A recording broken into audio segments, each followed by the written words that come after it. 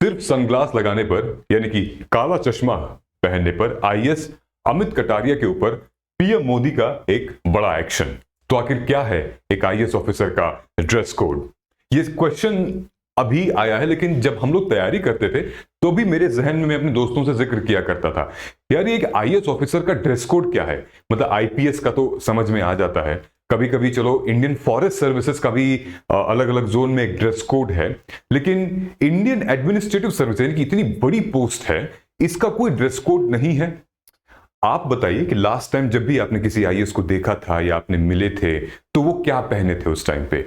ये जो केस है ना, ये केस आज का नहीं है, ये केस है जुलाई 2015 का, जब अमित कटारिया साहब बस्तर के जिलाधिकारी हुआ करते थे और पीएम मोदी बस्तर में आए छत्तीसगढ़, और जैसे लैंड हुए हाथ मिलाया, ऊपर देखा, उसके बाद मुस्कुराए, हेलो हाय हुआ, फिर उसके ठीक 3 दिन बाद इनको एक नोटिस आता है। नोटिस में साफ साफ लिखा होता है कि आपने जो फॉर्मल यूनिफॉर्म है, जो पोशाक है, वो आपने पहनी नहीं, आपने फॉलो नहीं की, इसलिए आपको चेतावनी दी जाती है, आपको सचेत किया जाता है कि आगे भी जब भी कोई इंपॉर्टेंट सेरेमनी हो, चाहे वो प्रेसिडेंट आए, प्राइम मिनिस्टर आए, चीफ मिनिस्टर आए, तो आपको अपने बंद गला सूट पहनने हैं और जो पोशाक बताई गई है वो पहनने हैं। क्या ये पहला इंसिडेंट था? ठीक इसी दौरे पे जब पीएम मोदी इसी दौरे पे आए तो एक यहां मिले, फिर एक दांतेवाड़ा के डीएम से मिले।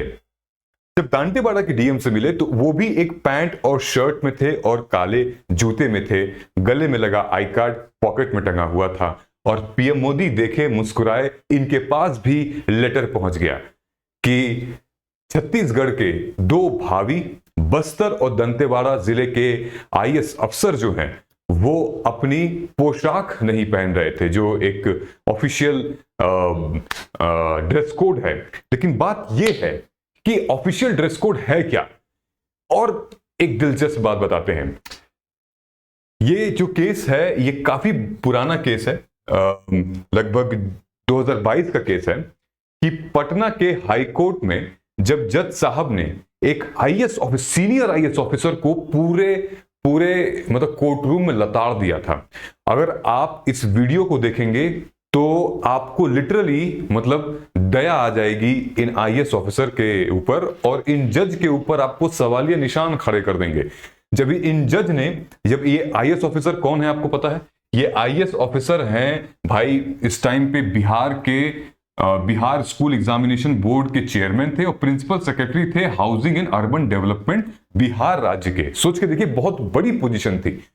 अब ये आए पैंट और शर्ट, फॉर्मल पैंट शर्ट पहनकर आए, 2022 का टाइम था तो कोरोना मतलब मास्क वास्क लगा के आए और कोई केस के सिलसिले में आए थे। तो यहां पर जज साहब भड़क गए और लगभग 5 मिनट में, 5 मिनट से भी ज्यादा ड्रेस कोड पे बोला।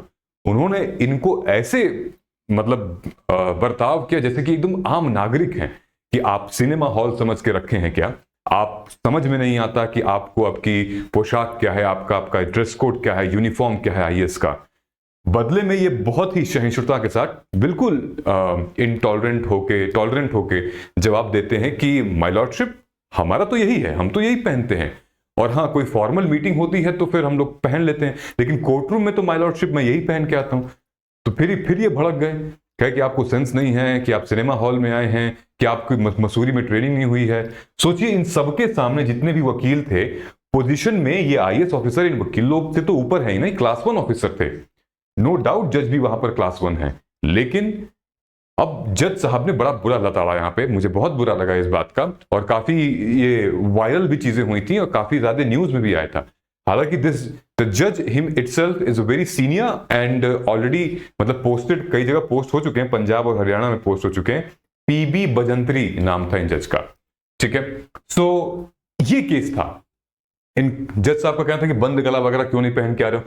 तो इनका ये कहना था, जो आईएएस ऑफिसर हैं, इनका कहना था कि माय लॉर्डशिप, बिहार में जो गर्मी का टाइम है, इतनी गर्मी होती है, और हम ऊपर से शर्ट पहनते हैं, फिर हम पोशाक पहनेंगे, अपनी बंद गला पहनेंगे, तो इतनी गर्मी, पसीने होने लगेंगे, तो मतलब ठीक है, उतार दिया, ठीक। तो यहां पर क्या हुआ, अब मामला तूल पकड़ लिया। आपको यह भी बता दें कि ये जो आईएएस ऑफिसर हैं इनको पीएम्स अवार्ड फॉर एक्सीलेंस मिल चुका है अपने एडमिनिस्ट्रेशन में। सोचिए कि पीएम से अवार्ड मिल चुका है और उनको इन जज साहब ने लताड़ दिया, एकदम कोर्ट रूम में सबके सामने घोर बेइज्जती कर दी थी। ठीक है, इनकी भी कोई सेल्फ रेस्पेक्ट है भाई। आईएएस ऑफिसर, वो भी सीनियर हैं, अभी ट्रेनिंग में भी नहीं है, ताकि चलो सीख रहे हैं, लेकिन बहुत सीनियर आईएएस ऑफिसर थे, लेकिन फिर भी जज साहब ने इनको वहां पे लताड़ दिया। तो द प्रिंट में एक क्वेश्चन फंस गया था, ब्लेजर इन बिहार हीट। तो पटना के हाई कोर्ट ने एक सिविल सर्वेंट को उनके ड्रेस के ऊपर लताड़ दिया था और समझाने लगे कि डिबेट मतलब ड्रेस कोड होती क्या है। तो कहने का यह मतलब है कि ड्रेस कोड क्या है एक्चुअली, डिटेल में इसके बारे में और जान लेते हैं। देखिए, इस किस्से के बाद हम चलते हैं अब सीधे यहां पे कि आप भी जब ने देखा होगा कि जब भी कोई सेरेमनी होती है, इंपॉर्टेंट सेरेमनी होती है, तो ये एक नीले काले कलर का एक बंद पोशाक पहना जाता है, जिसको 3 पीस सूट भी कह सकते हैं, या फिर आप कॉलर वाला सूट भी कह सकते हैं इसको आप। ठीक है, बंद गला सूट कहते हैं फॉर्मली। ये पहन के, अब चूंकि ये फोटो भाई मसूरी की है और ठंड में तो जायज है ऐसे कपड़े पहनना, लेकिन गर्मी में कैसे जायज है, वो भी ऐसी जगह पे आप हैं जो कि उत्तर भारत में, जहां 48, 47, 50 डिग्री तक तापमान पहुंच जाता है। तो आम तौर पे कैसे आप रोजमर्रा के काम कर पाएंगे ऐसे पोशाक पहन के? आप खुद सोचिए कि आप खुद पहन के और बैठ के आप काम कर रहे हैं और पसीना टप टप हो रहा है, मतलब डिहाइड्रेशन आपको हो जाएगा, आपकी तबीयत खराब हो जाएगी, कपड़ा खराब हो जाएगा। लेकिन ये एक पोशाक के बारे में बात हो रही है कि ये ऑल इंडिया सर्विस रूल्स में भी कहीं भी मेंशन नहीं किया गया है, जिसके बारे में भी हम जिक्र कर रहे हैं। ठीक है, लेकिन यहां पर कुछ retired bureaucrats, retired civil servants का कहना है कि हालांकि कहीं पे कोई रूल मेंशन नहीं किया गया है specifically to dress code of IAS officers, लेकिन जैसे कोई स्पेशल सेरेमनी होती है प्रेसिडेंट के साथ, चीफ मिनिस्टर के साथ, या फिर प्राइम मिनिस्टर के साथ, तो ये हमारा एक ऑफिशियल ड्रेस है जिसको आपको पहनना ही पड़ेगा, 100% पहनना पड़ेगा। नाउ ये हमारे जो गोपाल स्वामी साहब थे, 15 चीफ इलेक्शन कमिश्नर थे भारत के, इन्होंने यही बात कही थी कि जो इंपॉर्टेंट सेरेमनी होती है वहां पे ये चीजें रेकमेंडेड हैं, पहनना पड़ेगा। अब देखिए, बात यहां पर यह है, पहनना पड़ेगा मतलब कि नियम में कहीं नहीं है, अभी सिर्फ रिचुअल्स चल रहे हैं, नियम में, रूल में कहीं मेंशन नहीं है। यही बात हो रही है कि रिटायर्ड ब्यूरोक्रेट ने टाइम्स ऑफ इंडिया को अब ड्रेस कोड के ऊपर कुछ टिप्पणी की और बोला कि देखिए, रूल में तो कहीं मेंशन है नहीं इसके बारे में, रूल में तो कहीं भी मेंशन नहीं है कि आप ये पहने, लेकिन फॉर्मल जगह पे आप पहन सकते हैं। ठीक है, छत्तीसगढ़ के स्पेशल सेक्रेटरी ने कहा कि भाई वो जो 2 डीएम थे, जो पहले 2 डीएम थे, उनके ऊपर भाई पर्ची चली गई कि आज के बाद अगर आपने ऐसा किया तो फिर सख्त वार्निंग दे रहे हैं, इस बार अगली बार मतलब एक्शन ले लिया जाएगा।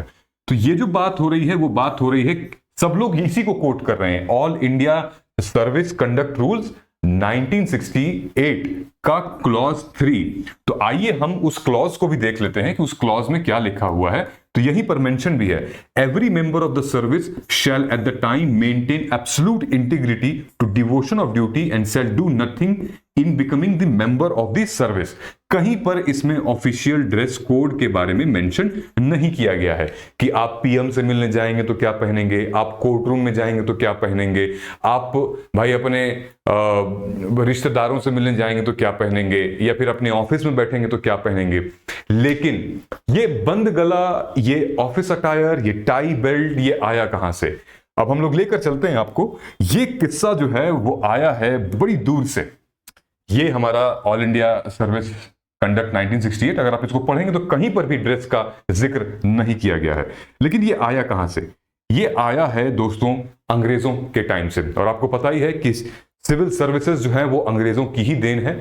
और उस टाइम पर अंग्रेजी हुकूमत अपने स्पेशल जो उनके हायर ऑफिशियल थे, जो हायर नुमाइंदे थे, उनको ऐसे पोशाक पहनाती थी।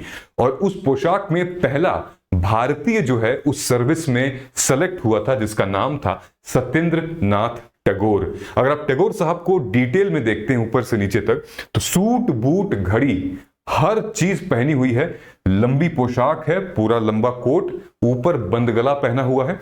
तो चूंकि भारतीय थे, बंगाल के थे, इनको तो क्या पहनना चाहिए था, कुर्ता पैजामा पहन लेते, धोती कुर्ता पहन लेते, लुंगी पहन लेते।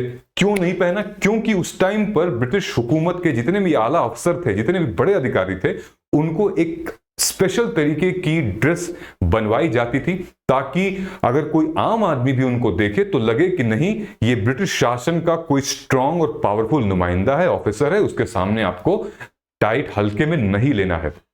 तो यहां से चालू हुआ था ब्रिटिश हुकूमत का ये सिलसिला, जो कि ड्रेस कोड में था।